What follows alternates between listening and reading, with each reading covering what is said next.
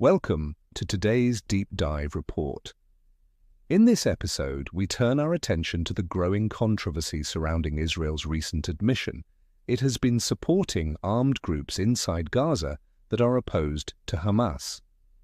This revelation, confirmed publicly by Prime Minister Benjamin Netanyahu, has sent shockwaves across diplomatic, humanitarian, and security circles, igniting a firestorm of debate. In a televised statement, Netanyahu defended the move, describing it as a tactical decision aimed at protecting Israeli soldiers operating in and around Gaza. He stated that supporting rival factions within Gaza could weaken Hamas internally without requiring a full-scale military occupation. However, even he acknowledged that the militias involved are not without controversy. Some have been implicated in criminal activities, including the looting of humanitarian aid convoys. At the heart of this strategy is a group known as the Popular Force. Led by Yasser Abu Shabab, a former smuggler-turned-militia leader, this group has risen to power in Gaza's Shuka neighborhood, an area under partial Israeli military control. Abu Shabab is a polarizing figure. While he denies receiving any direct support from Israel and claims loyalty to the Palestinian Authority, Israeli sources and Netanyahu himself have confirmed that Israel has indeed been backing anti-Hamas forces like his. What makes this situation even more complex is that some of these militias allegedly have ties to jihadist groups. Security analysts warn that empowering such elements may lead to unintended consequences. While the short-term goal may be to destabilize Hamas, the long-term risk is the creation of a fragmented power structure in Gaza where criminal gangs and extremist militias operate unchecked. International reactions have been swift. Human rights organizations and foreign governments have expressed deep concern. Critics argue that such tactics risk undermining regional stability and could lead to broader humanitarian disasters. Footage from the region already shows chaos, civilians caught between militant groups, essential supplies being stolen, and aid efforts being blocked or diverted by armed factions.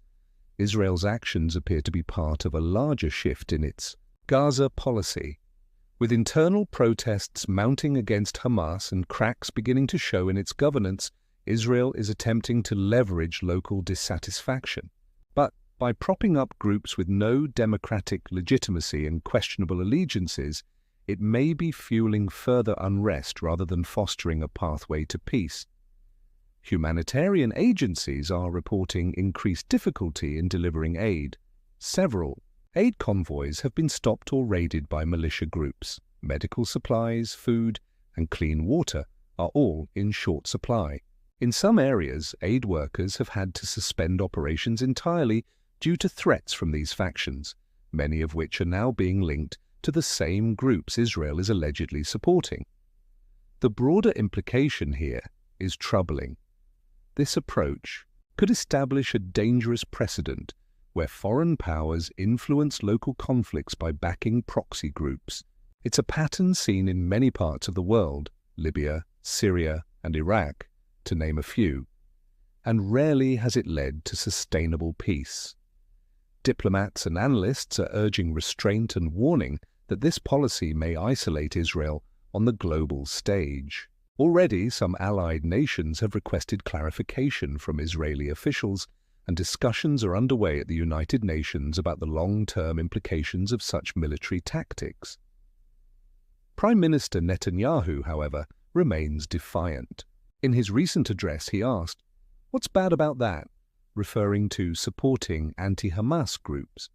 He argued that in wartime, unconventional strategies are sometimes necessary to achieve stability and reduce casualties on both sides. But his rhetoric has only fueled further criticism from those who believe that empowering militant proxies, especially ones with questionable ideologies, cannot be justified under international law. Back in Gaza, the situation remains volatile. Armed clashes between Hamas fighters and rival militias have become more frequent. Civilians are trapped in the middle, navigating checkpoints, avoiding raids, and struggling to survive as power shifts between competing factions. Local sources describe a city that is fragmented, uncertain, and rapidly descending into chaos. Some voices within Israel's own military and intelligence circles are reportedly concerned about the blowback.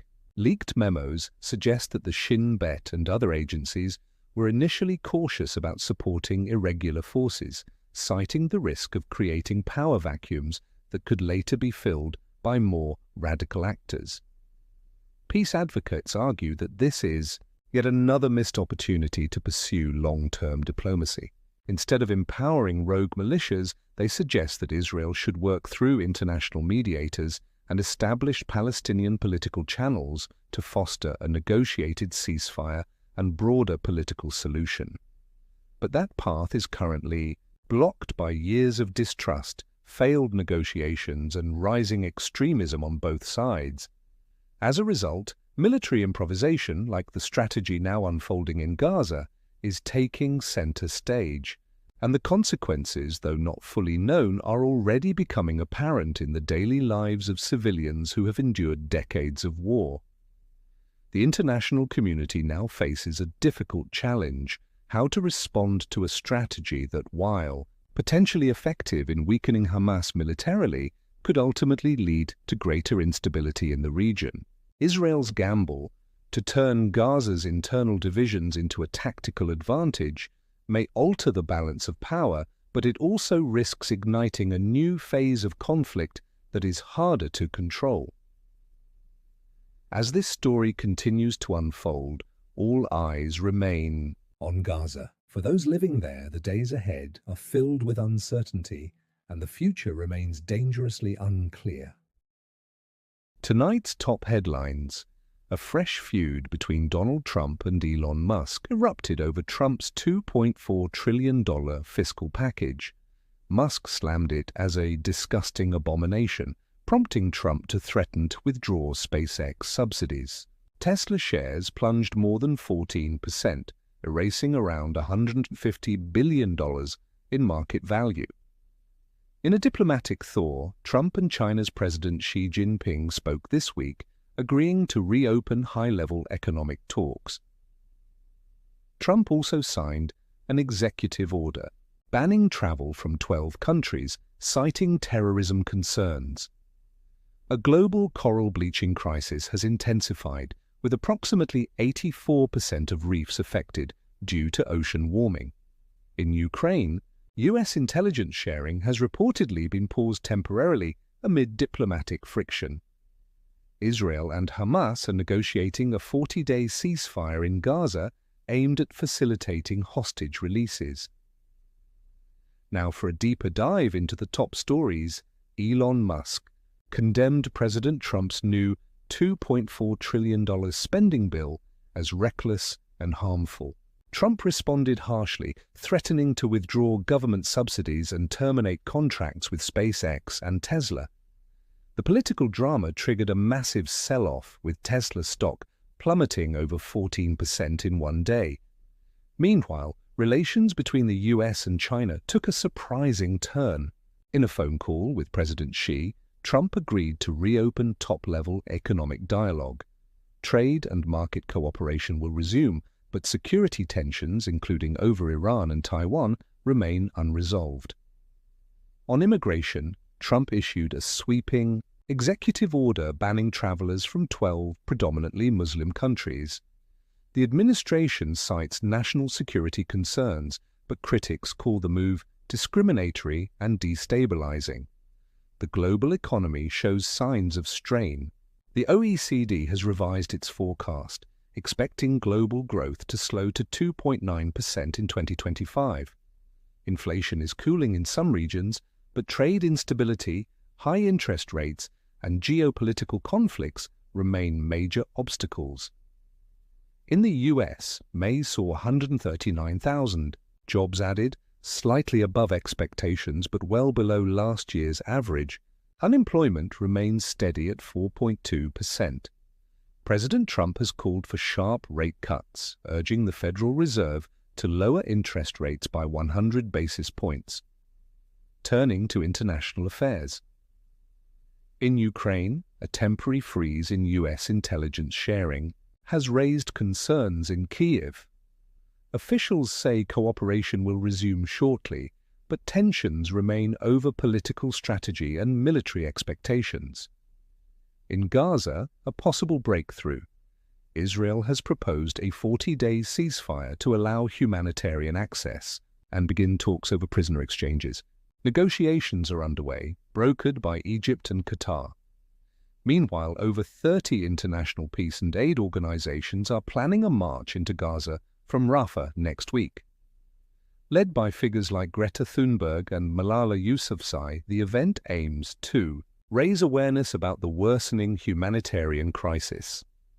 In the Netherlands, the government has collapsed after the far-right Freedom Party pulled out of the ruling coalition. Prime Minister Dick Schoof resigned earlier this week, triggering new elections expected this fall. South Korea elected a new president this week after the impeachment of Yoon Suk Yeol. Opposition candidate Lee Jae-myung will now assume office, following a snap election that reflected public discontent over corruption and foreign policy. Mongolia's Prime Minister Oyun Erdene has also stepped down after weeks of massive protests focused on corruption, inequality, and land use reforms. In environmental news, the world is facing the fourth and most severe mass coral bleaching event in recorded history.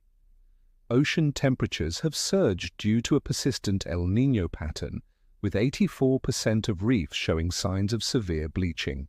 Experts warn that unless carbon emissions drop drastically, mass die-offs could be permanent in some regions. Atmospheric carbon dioxide levels reached 427 parts per million in 2024, marking the highest annual jump in history at 3.58 ppm. Scientists warn this acceleration makes climate mitigation increasingly difficult. To raise awareness of scientific innovation, the UN has declared 2025 the International Year of Quantum Science and Technology, with global events and educational initiatives planned throughout the year. There have been several major archaeological discoveries this month. In Egypt, 3 tombs dating back more than 3,000 years were uncovered near Luxor. In Syria, a massive Roman mosaic was excavated near the city of Rastan, offering insights into ancient art and culture. NASA is preparing multiple missions for late 2025, including the IMAP probe and the Pandora Space Telescope. Meanwhile, the Vera Rubin Observatory is expected to come online this year, promising a new era of deep sky surveys. In health and society, a new U.S. budget proposal has sparked concern over deep cuts to Medicare and Medicaid. Analysts warn millions could lose access to essential health services if current drafts move forward. Mental health continues to be a global concern.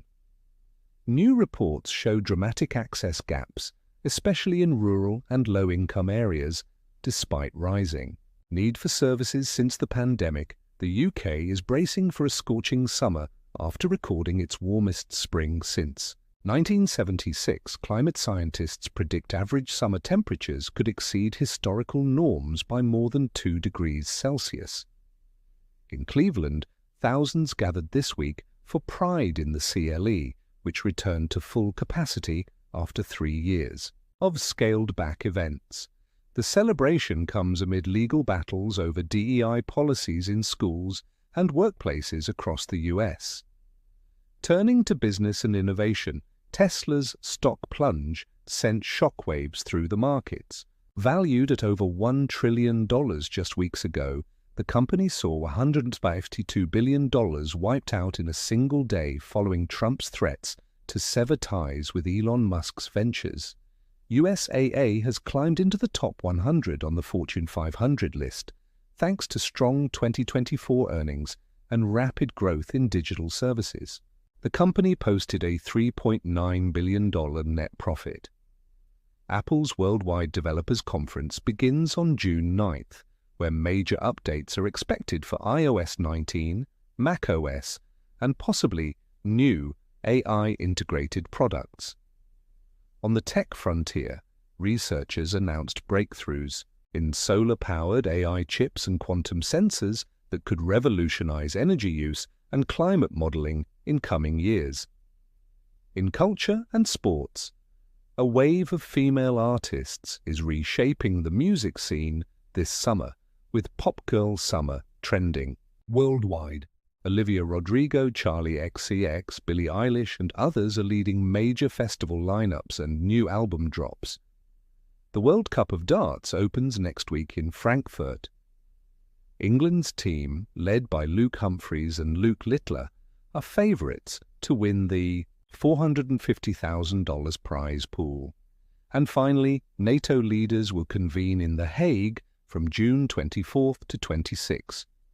Topics will include expanding defence budgets, integrating AI into military strategy, and member state commitments in Eastern Europe. Before we close, a reminder: today marks the 81st anniversary of the D-Day landings. Ceremonies were held this morning at the Normandy American Cemetery in France, honouring the more than 4,000 Allied soldiers who lost their lives on June 6, 1944. Now we turn to Africa. This is your Africa News Update for June 6, 2025. In Ivory Coast, a cholera outbreak near Abidjan has claimed 7 lives with 45 confirmed cases. The surge is attributed to poor sanitation and contaminated water. Authorities urge strict hygiene, safe water practices, and immediate containment efforts. WashingtonPost.com+4, TheAtlantic.com+, 4th East the Africa Report.com+4. In South Africa, officials have dispatched over 900,000 vaccine doses to combat a foot-and-mouth disease outbreak across 5 provinces. Major livestock zones are quarantined, and international trade restrictions are already in effect. Chad has announced a suspension of visas for U.S. citizens as a direct response to a new U.S. travel ban.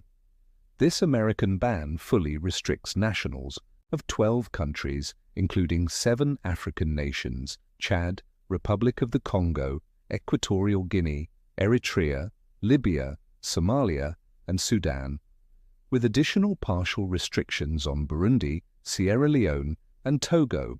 Former Zambian President Edgar Lungu has died at age 68 in South Africa. Lungu led from 2015 to 2021 and left a legacy that remains both impactful and controversial. African leaders have issued sympathetic tributes. In Mali, the Kremlin-aligned Africa Corps will continue operations following the exit of Russia's Wagner Group, reinforcing military and security infrastructure in the Sahel. The International Committee of the Red Cross, ICRC, has ceased its operations in Niger after being accused of collaborating with armed groups, a charge the ICRC denies. Humanitarian access has been significantly disrupted. In the Democratic Republic of Congo, tens of thousands of students sat national exams this week in M23-controlled eastern regions. This represents rare coordination between government and rebel authorities, a small but meaningful step toward preserving education amid conflict. Brazil's Petrobras has announced an expansion of oil exploration in Africa, targeting offshore. Assets in Ivory Coast, Nigeria, Angola, Namibia, and São Tomé and Príncipe. Drilling is expected to begin later this year. Amid tightening customs enforcement in South Africa, retailers are facing higher costs.